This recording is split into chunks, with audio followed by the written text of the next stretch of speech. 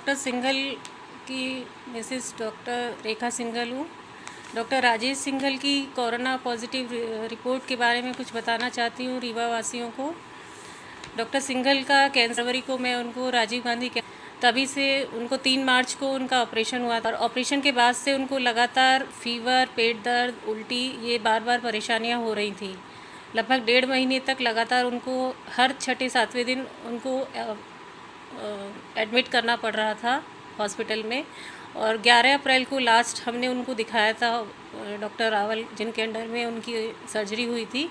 और 12 अप्रैल को उन्होंने बोला था कि आप रीवा जा सकते हैं, 1 महीने बाद दोबारा आप कीमोथेरेपी के लिए आएंगे। इस कारण से हम 13 अप्रैल को रीवा चले गए थे। बिल्कुल ठीक थे उस स्थिति में डॉक्टर साहब। और 21 अप्रैल को हम दोबारा डॉक्टर साहब को जब 19 अप्रैल को दोबारा से फीवर और लूज़ मोशन शुरू हो गए थे रीवा में, तो 21 अप्रैल को हम दोबारा एम्बुलेंस के द्वारा दिल्ली कैंसर इंस्टीट्यूट में वापस एडमिट हुए थे। उस समय डॉक्टर साहब को 100 फीवर था और लूज़ मोशन थे और थोड़ी थोड़ी सांस फूलना शुरू हो गई थी।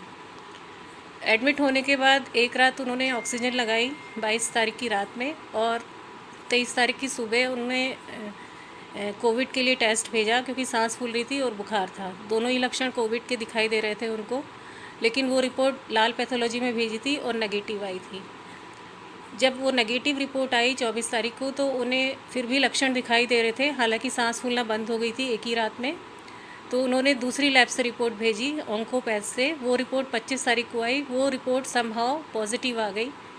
रिपोर्ट पॉजिटिव आते ही अस्पताल प्रशासन में पूरा हड़कंप मच गया और आनन फानन में उन्होंने तुरंत पेशेंट को बाहर कर दिया वहाँ से कि कहीं भी लेके जाओ।